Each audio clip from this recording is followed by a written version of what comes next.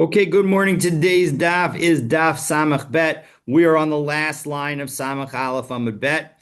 And let me share my screen and we will get started. So yesterday we saw that the Gemara identified the four potential signs of a kosher bird: an extra toe, a crop, a gizzard membrane, and not clawing to eat. Those were the four signs. So the Gemara rules that any bird that has even one of these signs is kosher, unless, and this is a big caveat, unless it's one of the 24 birds that are mentioned in the Torah as not kosher. And since we're not sure which birds they are, it may be difficult to know. And so now the Gemara picks up with how we can apply this rule. So Rav Nachman says, again, we're at the bottom line of Samach Aleph Amud Bet, and now we turn to the top of Samach Bet Amud Aleph. So Haya Baki Behen Uvishmosehen, if one was an expert in them and in their names, and Rashi tells us what are we referring to. In fact, you want to keep a finger on Rashi much of today. So Hayabaki Behen, top line, Beperes ve'ozniya. If you know what a peres and ozniya are, and you're an expert in being able to identify them, ve'yodeya mi karoi peres ve'ozniya. And not only do you know what they look like, but you know the birds that have that name. So it's not just enough to know what was called that, what was being referred to in the Torah, but also things that are used that use that name even today. Those will still be you'll know you should not eat them because they are problematic. So once you have that knowledge, well then of haba, back into the Gemara, end of the third to last word on the first line, of haba b'siman achad. If you have a bird that has one sign of being kosher, tahor, well then you can know that it's going to be kosher. Haba of haba b'siman achad tahor. Back into Rashi now in the second line. Im yodeya, if you know, she'ein domeh lahen, that it's not comparable to the peres and ozniya, that they're not the same bird. Ve'ein shmo peres v'ozniya, and they don't have the same name as the peres and the ozniya. Aval im shmo peres, but if they do have the same name, chayshinan shema minohu, then we're worried that it's from the same species, and that's why they have the same name, and therefore you will not be allowed to eat it. Lo haya baki bahenu b'shmoseyen. However, if you're not an expert in the peres and the ozniya and their names, well then b'simen echad, if there's only one of the four signs, well then tameh, you have to assume that it is a non-kosher bird. B'shnei simanim tahor. But then you could say that when you know that as long as there are two simanim, you could know that it's kosher. But v'hu sheyakir orev. But that depends on recognizing the orev. Again, often translated as a raven, but we'll see that it may not be. So orev v'sulo. 1 second. Is it you only have to recognize the orev and no other kind of bird in order to say that a bird that has two simanim is kosher? Now remember, we did say yesterday that the orev is the only bird listed in the non-kosher birds that has exactly two simanim. So that would be the reason that you would think that the orev would be sufficient, but we'll see that there's a countervailing reason why it's not. So, and let's take a look and we'll see the brisa. But Hatanya, 1 second, we've got a brisa that says the following. Orev, and this is from the Pasuk Vayikra, Parak Yud Aleph, Pasuk Tesvav. Ze Orev. When it says Orev, well, that's obviously referring to the Orev itself. Limino. But then it says limino, meaning that it's broader than just the category of Orev. Orev refers to other kinds of birds that are within the same class. And so as a result, Rabbi Eliezer explains, what do we learn from limino? Lehavi es hazarzir. That is coming to tell you that the zarzir is also an Orev that is not kosher. Amrulo Rabbi Eliezer. So the rabbi said to Rabbi Eliezer, "Velo anshe kfar tamarta should be Yehuda hayu ochlan otan." But 1 second, the people in Kfar Tamarta, which is located in the land that used to be of Shevet Yehuda, they ate these kinds of birds on a regular basis. Mivnei sheyesh lahen zefek, because they had a crop. They had a one of the four signs. And Rashi tells us, B'mnei sheyesh lahen zefek, v'ein zem otan shnei zima, and this is the Rashi 1, 2, 3, 4 lines down in the narrow lines of Rashi. M'nei sheyesh lo zefek, v'ein zeh me'otan shnei simanim sheba'orev. And this wasn't one of the two signs of an orev. And so as a result, they thought, oh, so it must not be an orev, and therefore it's kosher. Umikomakom ein lo elashnaim, and yet it was also one of the birds that only had two signs, and so the only bird that you needed to check it against was the orev, and so Ula Rebbe Eliezer. But according to, and so why does then, if that is true, that this zarzir has two signs of a kosher bird, and the only birds that have two signs that are not kosher are the orev, and this one doesn't have the same signs as the orev. So as a result, doesn't that show it must be a kosher bird? So why does Rebbe Eliezer say it's not? Well, Rebbe Eliezer, we're in Rashi 1, 2, 3, 6 lines down in the narrow lines of Rashi on Samach Ben Amud Aleph. Well, Rebbe Eliezer, why does he say that it's not kosher, the zarzir? Lishkon im ha'orvim, because this zarzir would regularly live with the orev, machziku mimino, and it was strengthened by its species, and so as a result, this species, were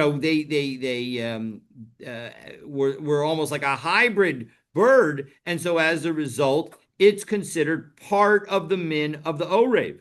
Ukiditanya, as we say in Hachovel, Baba Kama Perak Daf Tzadik Bet Amud Bet, Rabbi Eliezer Omer, Lo achinam zerzir holech etzel orev. It's not for no reason that the zarzir travels with the orev. Elam neshehu mino, but it is because the zarzir is part of the species of the orev, and so that is why Rabbi Eliezer would say that the zarzir is not kosher. But we just asked the question. 1 second. What about the people of Kfar Tamarta? Didn't they eat it? So Amar Lahem, back into the Gemara. So which two signs?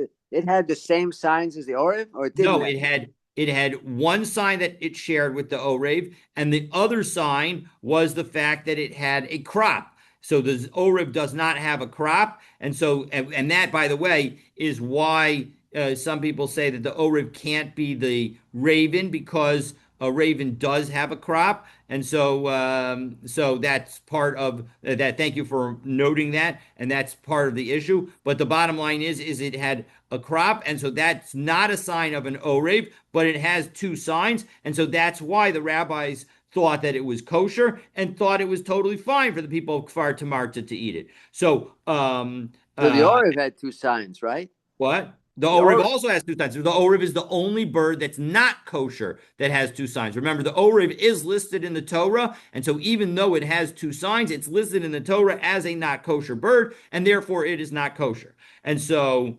but this zarzir is not listed in the Torah. That's correct. And so that's the debate. So as long as it had one sign, it might be kosher. Well, as long as it had one sign and isn't one of the 23 birds with a sign or with one or more signs that are listed as not kosher, you're right, absolutely but it's not right. listed. It's but not listed. The debate between Rebbe Eliezer and the Chachamim is that Rebbe Eliezer says, yes, it's not listed.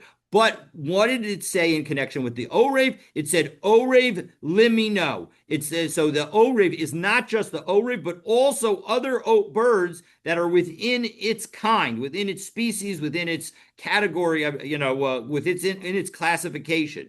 And so Amar Lahem. So now Rabbi Eliezer responds to the rabbis pointing out that the people in Kfar Kfar Tamarta, we're eating it as we are on the eighth line of the Gemara, fourth word on the line. Amar lahem avheim atidin litain etadin. That actually they're going to be judged for it, meaning that they aren't doing the right thing. They are eating a non-kosher bird. So davar acher. So another interpretation, that meaning an alternative understanding of this debate, liminehu, again, limino, excuse me, it should be limino. The aleph changes it to limino. So lahavi sanunis levana. No, lemino tells you that the white sanunis is going to also be another bird that is also part of the orev family and therefore not going to be kosher. And so that's Divrei Rebbe Eliezer. Again, that's the Rebbe Eliezer view. And this is as an alternative to the Zarzir. He would say that Sanunis is not going to be kosher. So Amru lo. Again, the rabbis say back to him, Valo anshe Galil ha'elyon ochlimoso, but the people of the upper Galilee eat it. Mimnesha kurkavan niklaf, because its gizzard has the ability to be peeled, and so that shows that there's a membrane, and that membrane is one of the four signs.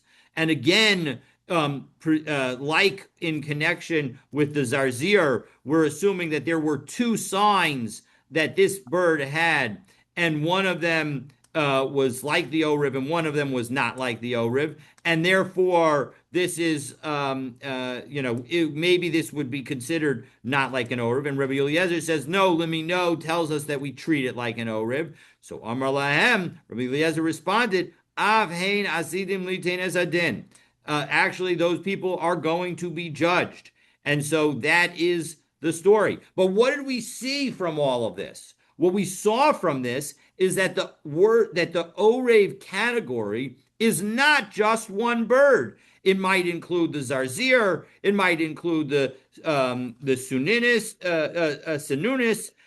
but it certainly is not just the Orev. So how could it be sufficient to only recognize the Orev, which is essentially what Rav Nachman said? So Rav Nachman, we have a question on Rav Nachman.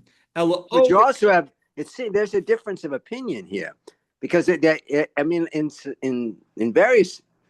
scientific debates, even to this day, hundreds of years, different scientists debate this, that versus the other. You often have in the Torah, give the example of the locusts. The Sephardi meet because they know which are grasshoppers. I mean, they know which ones other people don't. So do we hold them accountable because they know what?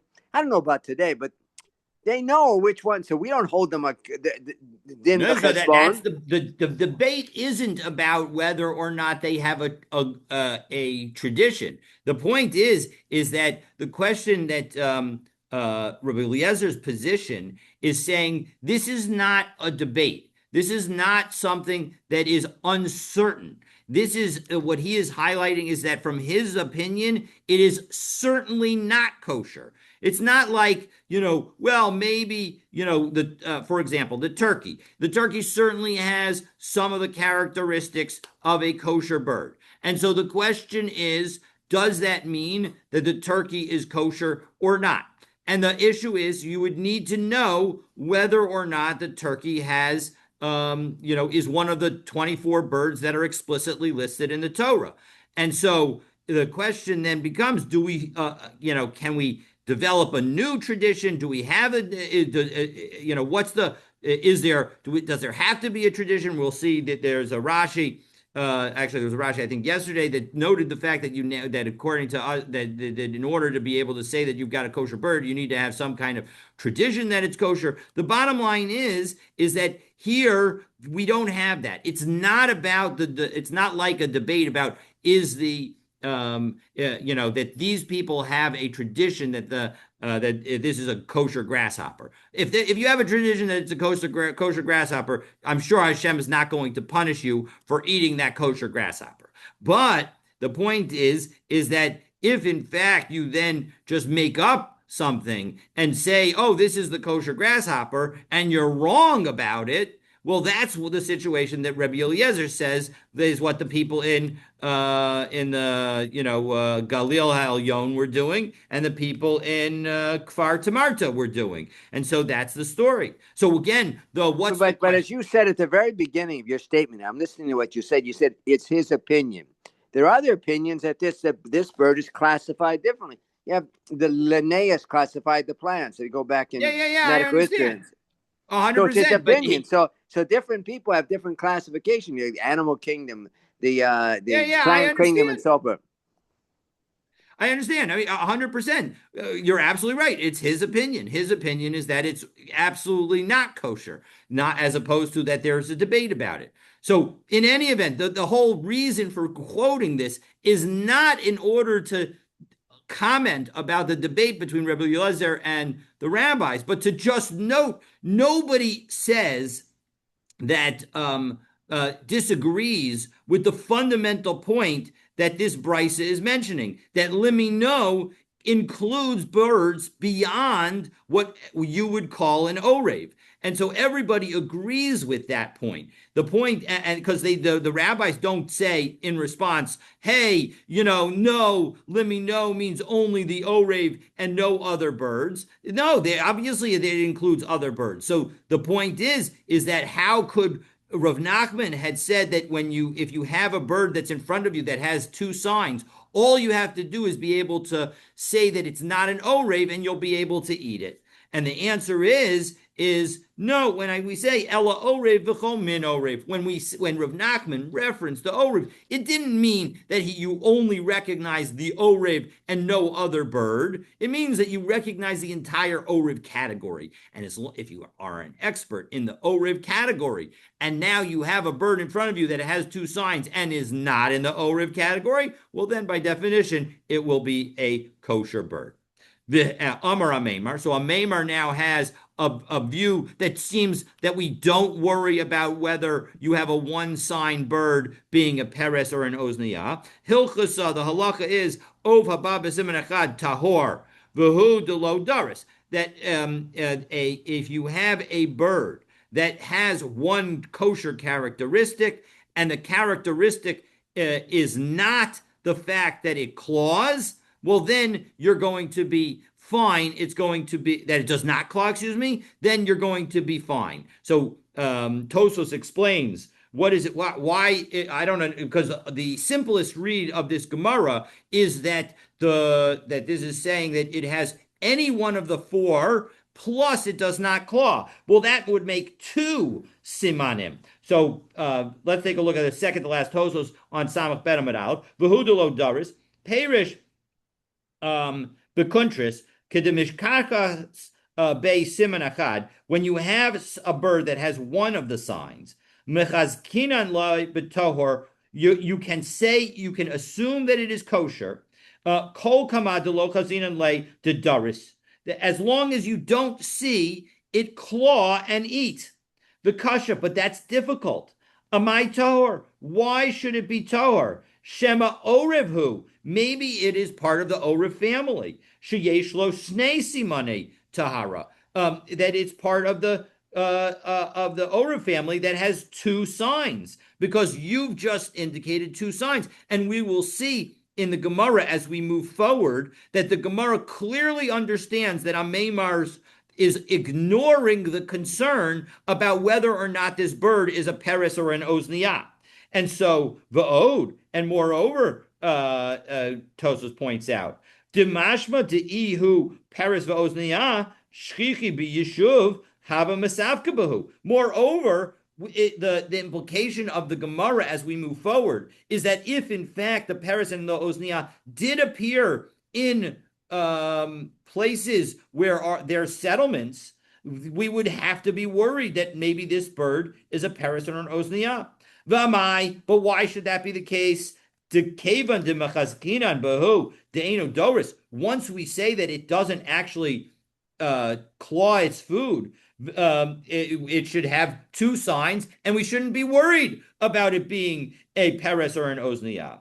And therefore, Tosos explains, as I was just explaining the Gemara, venerally, dehu delo daris, The fact that it doesn't do Doris, Klomer, Ba'oto Siman Echad, Hainu De'ain Doris. That it's the point is that the one simon that exists in this bird that you are saying is that we're going to say is kosher because it has only one sign, it can't be that that one sign is not clawing. Why is that the one sign that we shouldn't rely on? Desu leka lesfuke, ella oba peres oba oznia. That when it doesn't have that one sign, when its one sign is not the clawing, well, that's where we might have a concern of whether or not it's going to be a paris or oznia. And then we say, well, they're not common in community places, and therefore, if you have that bird in a place that's a community, you're not going to be worried about it. Aval im hayadoris, but if in fact it did do drisa, well then hatanan ov hadoris tameh. Well, then we have the general principle that we will see. This is that we saw back on Nun Terem and Aleph, that a bird that does engage in drisa is generally going to be not kosher. And so that's the point is that that's the one sign that we are talking about that it cannot have. So Amr What Lay. what does that have to do with being in a community? We'll see that in just a moment. You're going to see that the ozniya and the question we're going to ask this question just right now. So let's continue back into the Gemara. We're at Amar Lay 1, 2, 3. It's the abbreviation Amar Lay Aleph Lamed is the first word on the line, and we're on the top of the two lines that say that have that phrase. So Amar Le Rav Ashi La Meimer. So Rav Ashi asks a Meimer, Hadar Rav Nachman Mai. Well, what about Rav Nachman's concern? Because you just said that if you have one characteristic of a kosher bird, it's going to be kosher. But Rav Nachman said that you have to be also an expert in a peres and ozniah. So why don't you say that that's also the case here? So Amar Le, so Meimer explains, Lo Shmiali, I didn't hear that. Kolomar, lo spherally. I don't think that that's the case. So my ika, what's the concern? Mishum peres va'ozniyah, meaning why is Rav Nachman saying that you have to be an expert? Is because he's worried that maybe this one simon bird is a peres or an ozniyah. Listen, who be yeshuv. Those birds are not found in inhabited places. And so as a result, given that the bird that you're dealing with right now is presumably in an inhabited place, you don't need to worry about it being a peres or ozniyah. And so that's the point that I was mentioning earlier, that in fact, the fact that it's that this bird has one sign, that's why you were concerned that maybe it's going to be a peres and ozniyah. And Meimar says, you know what? Unlike Rav Nachman, I don't think you need to be worried about that, because peres and ozniyah are not commonly found in place, are never found in places where people are dwelling, and so therefore you do not need to worry about them. How does that fit with the Tosfos? And the Tosfos also mentioned this phrase. Right. So the Tosfos was highlighting the fact that if, in fact, was questioning our interpretation of what it means to say vihulo delo daris, that the animal doesn't do clawing. Because if the animal doesn't do clawing and it has another symbol, then that would indicate that the animal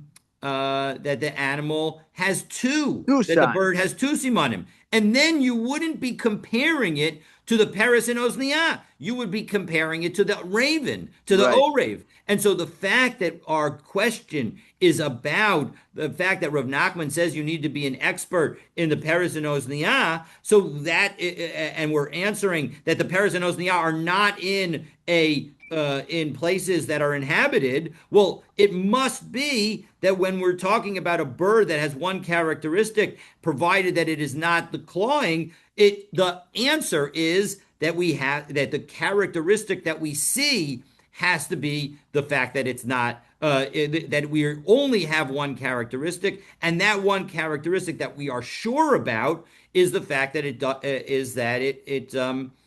is different from it not clawing. It can't be the clawing characteristic is the only characteristic that we have. And rather, the situation is that we know that it has a different characteristic, and we don't know about the characteristic about whether or not it claws. And so as a result, that's a situation where we could say, oh, well, the only concern that we have is the fact that it is whether it's a paris or an osniyah, because it has only one symbol, and that's why we don't have to worry about it, because those paris and osniyah we don't need to worry about, because as long as the bird is in an inhabited place, the bird can't possibly be a paris or osniyah. But is there any situation the Gemara seems to be? It's this a little confusing, but the Gemara seems to highlight this a animal bird that its only symbol that would allow it to be kosher, presumably, is that it doesn't claw. So, is there such a bird like that? That's the one characteristic. So the point that what Tosfos is saying is that that what we're dealing with is a situation where the one characteristic is not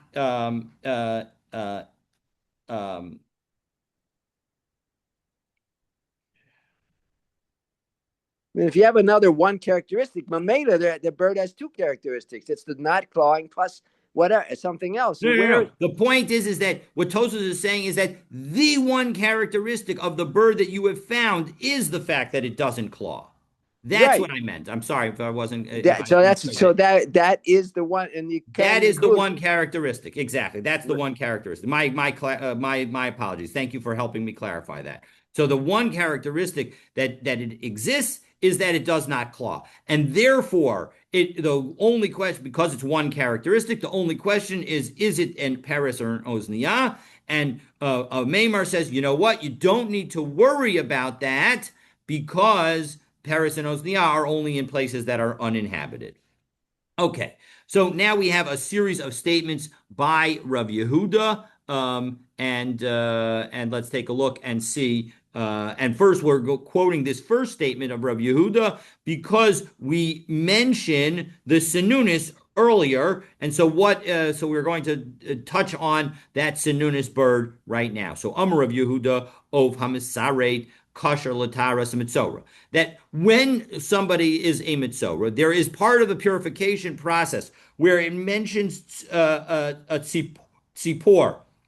And this tzipor, one of them, you bring two of them. One of them is slaughtered and its blood. The other one is dipped in that blood and then allowed to let go. And so the point is that what Rav Yehuda is saying is that the bird hamisaret that scratches, that's and maybe that's even the name of the bird. That is the bird that we're talking about. And take a look at Rashi, Lotaras Mitzora. It's 1, 2, 3, 4, 5, 6, 7, 8, 9, 10, 11, 12, 15 lines up in the narrow lines from the bottom of Rashi. Lotaras Mitzora. Shehu Tzipor Hamor B'Torah. That is the bird, that is the Tzipor, quote unquote, that is referenced in the Torah in Vayikra Perek Yudalet Pasuk Dalet. V'zohi sinunis levana sheneklukuva Rabbi Eliezer v'chachamim, and that is the white sinunis that was Rabbi Eliezer and the rabbis were debating about. So Amar Amemar says he disagrees. Bechivura karesa, when a sinunis has a white belly, kuliyama lo pligi desharya. Everybody agrees that it's permitted. Ki pligi, where do they disagree? B'diroka karesa, where it has a yellow belly. Rabbi Eliezer asar, b'rabanan sharu, v'hilchasa k'Rabbi Eliezer. And the halacha is like Rabbi Eliezer, that we say that it's not permitted. So Marzutra masli hachi. And Marzutra said, no, that wasn't what Amemar said. Amemar said the following. B'diroka karesa, Kule amalo pligi da aser. No, when it's got a yellow belly, everybody agrees that it's forbidden, that's not the kosher bird. Ki pligi b'dechivura dechivra karesa. What they argue about is where its belly is white. Rabbi Eliezer aser v'Rabbanan sharu. The Rabbi Eliezer says it's prohibited. The rabbis say it's permitted. Mehilchasa k'Rabbanan desharu. and it's permitted, just like the rabbis say. So Bishlam Alamanda Amar Bechivura Kresa Pligai. We can understand according to the view that says that Rebbe Eliezer and the rabbis disagree about the belly that's white because Hainu Tikatani Sinunis Levana. Because after all, we said in the opinion, in the second version of Rebbe Eliezer in the Brisa that we quoted in the Davar Acher, we said that Leminehu was Lahavi Sinunis Levana, that Rebbe Eliezer says that the Sinunis Levana, the white Sinunis, is the one that is not kosher and included in the Oriv category. And the rabbis were the ones who said, no, it's not. So it fits very nicely if we say that the white one is the one with the debate about it. But Elalamanda Amar Bediroka Pligi. But if you say that the one that they argue about is the one that was yellow, so my Sinunis Levana, what is meant by Sinunis Levana in that brisa? Because after all, it's not white, it's Yerok. It's got a yellow belly. So la'apuke devate du kamti. No, it's to distinguish the bate. Rashi explains la'apuke debate. That 1, 2, 3, 5 lines up in the narrow lines of Rashi on Samach Bet Amud Aleph. Hagedolos v'hadaros pikiros habatim. There's a kind of this Sinunis bird that dwells in people's houses, and that bird ushchorotein, and they are black. And so as a result, when we say that it's white, even though it's referring to the one with the yellow belly, it just means not black. That sometimes when we say white, we're really just saying not black. Okay, so that was statement number 1 of Rabbi Yehuda. So Amar Rachva, Amar Rabbi Yehuda. So now Rachva says in the name of Rabbi Yehuda, and Tosos, take a look at the Tosos, beginning of the last Tosos on the page. Amar Rachva, Amar Rabbi Yehuda. Hainu Rav Yehuda. Even though it says Rabbi Yehuda, it actually is referring to Rav Yehuda. Stama. That's who this is referring to. Lefi shahaya Rabba Muvha Kama Rabbi. That because Rachva's close teacher was Rav Yehuda, he referred to him as Rebbe Yehuda. But in fact, he's Rav Yehuda. So, Tasil. So what did he say? So Rachva said in the name of Rav Yehuda, Tasil, when it comes to the Tasil bird, Pasal Mishum Torin. It is unfit as a Torin. The Kasher Mishum Bnei Yonah. But it is fit as a Bnei Yonah. Now, this reminds us of the fact that we saw earlier in this Masechet that there are 2 kinds of birds. There are that are going to be kosher on the Mizbeach. There is the Tor, where it has to be an adult animal, and there's a Bnei Yonah, where it has to be a younger animal. And we gave the qualifications of the yellowing of the neck in determining whether or not it's a young animal or an older animal. But the bottom line is that if it's a Tor, then you need to meet the Tor characteristics, meaning it needs to be older, bigger. And if it's a Yonah, then it needs to meet the Bnei Yonah categories. And so what he's saying is the Tasil is actually a pigeon and needs to meet the pigeon category. The Atzifi, the Torin Shel Rachva, and when it comes to the Tzatzifi and the Torin Shel Rachva, that's its name, but we'll call it the Torin of wide open spaces. Rashi tells us, we take a look at Tasil and Atzifi, last line of Rashi on Samach Bet Amud Aleph, Min Torin. It's from the category of Torin, of the pigeons. Torin Shel Rachva, Kachshman. And the Torin Shel Rachva, that's its name. So Kesherim Mishum Torin, they are fit like a Tor, meaning that they need to be mature.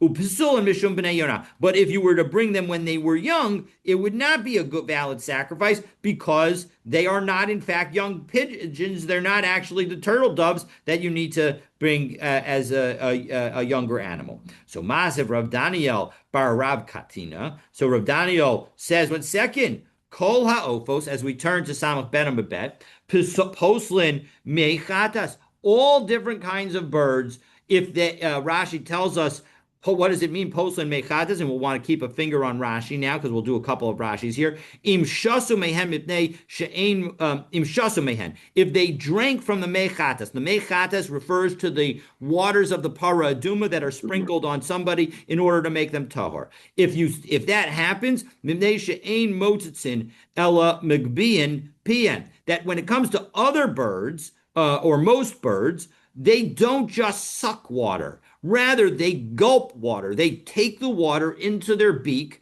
and then they lift up their head and their mouth after they've gathered the water in it. And then some of the water, along with some saliva that goes with it, will have spilled into the mechatas. And so now it's like you did some kind of work with that water because you used it to feed birds.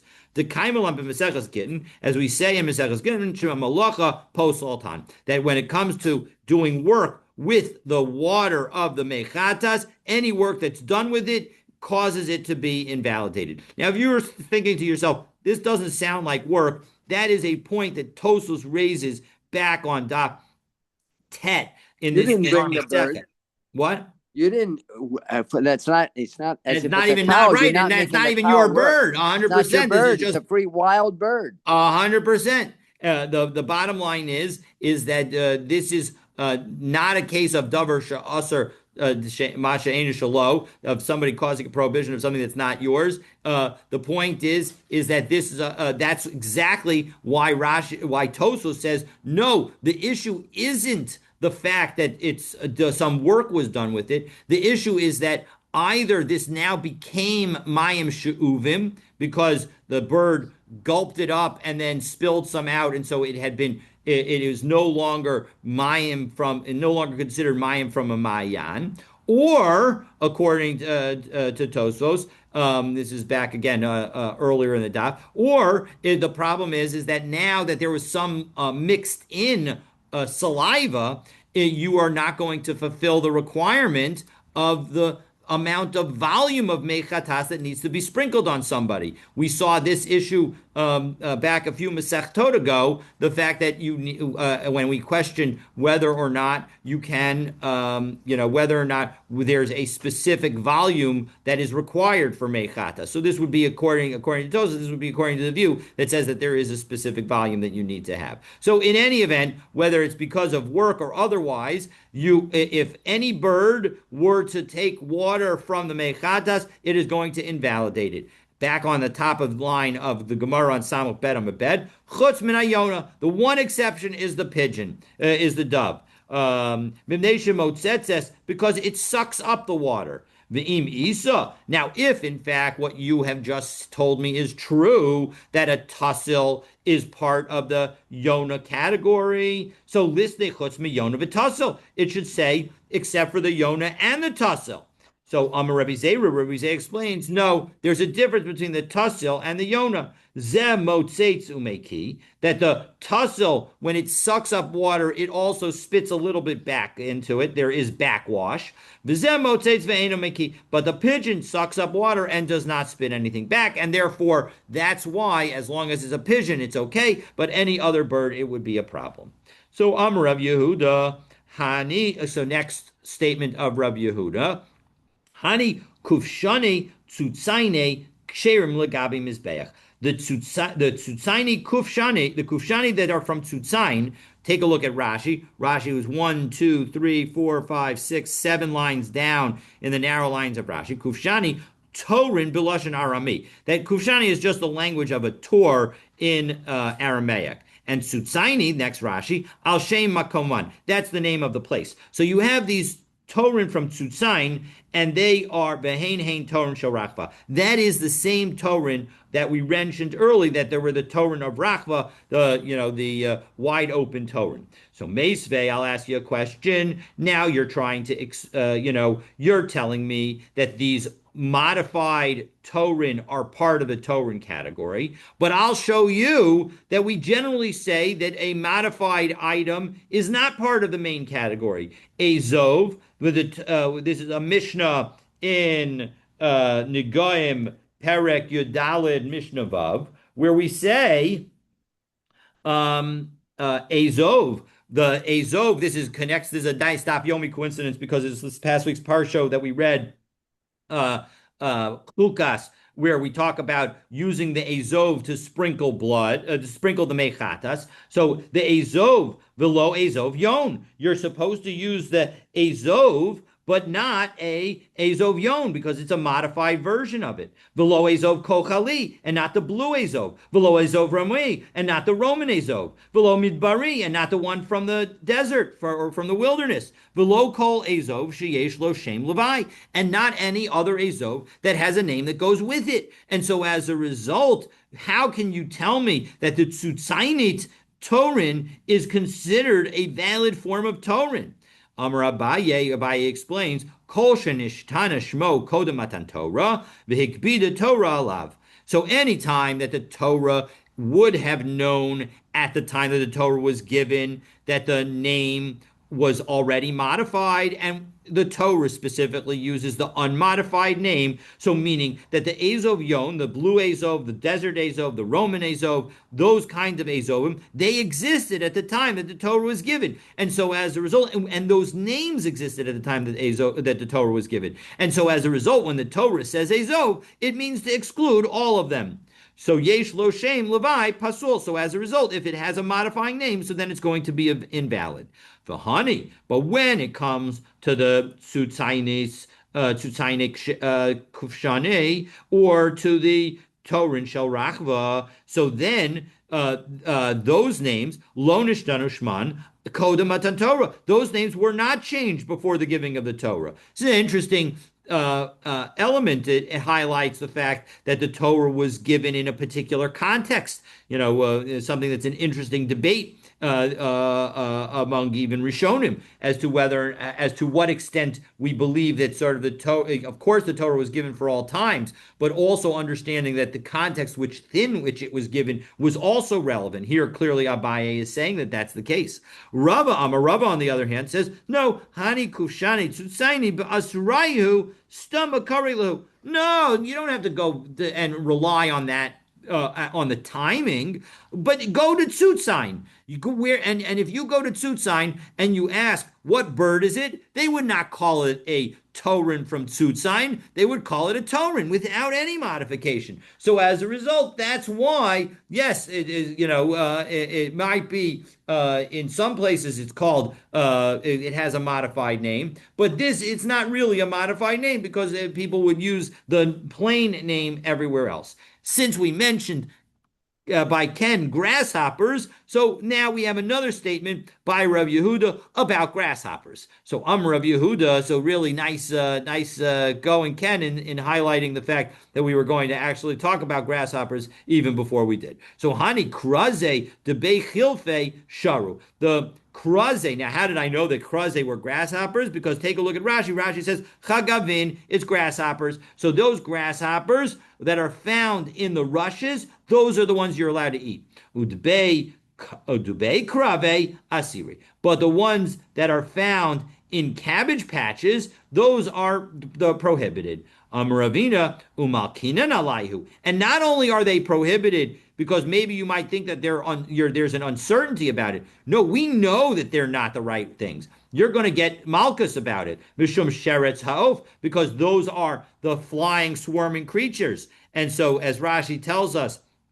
2 lines down from the Rashi about the Chagavim, it says, Umalkinan alayu mishum sheretz ha'of, delav safek ninhu. There is no uncertainty here. Elavadai tamein. They are certainly not kosher. And so as a result, that's why you would get lashes if you ate them.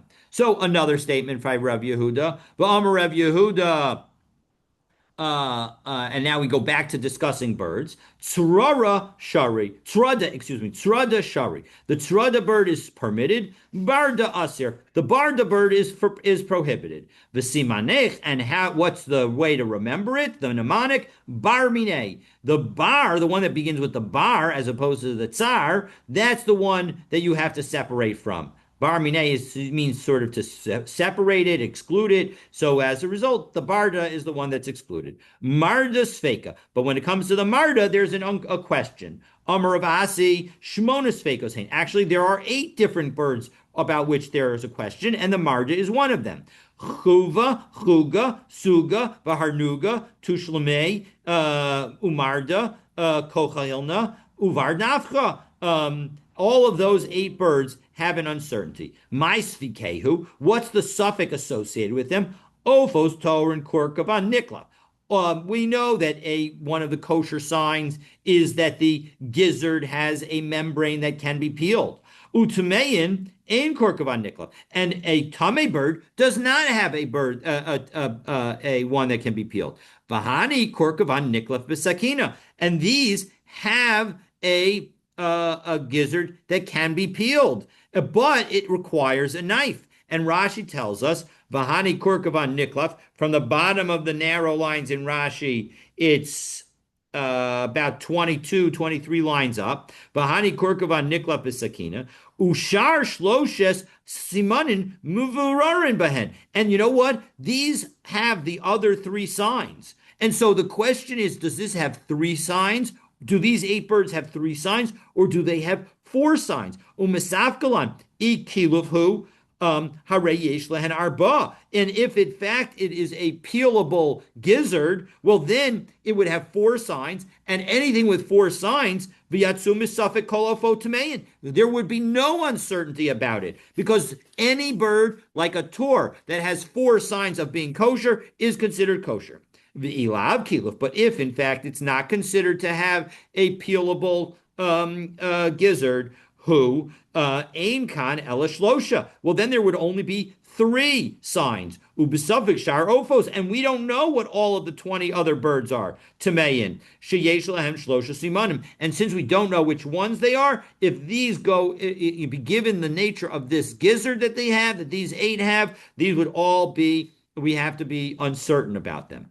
Bar Avza Dahavabe Mark Shmuel. But 1 second, you're telling me that if you can only peel it with a knife, that's not good enough. But listen to what happened about a duck in Shmuel's house. Delo Havakam Miklaf Korkivane. They couldn't seem to peel the gizzard. Ozve B'Shimsha, so they left it out in the sun.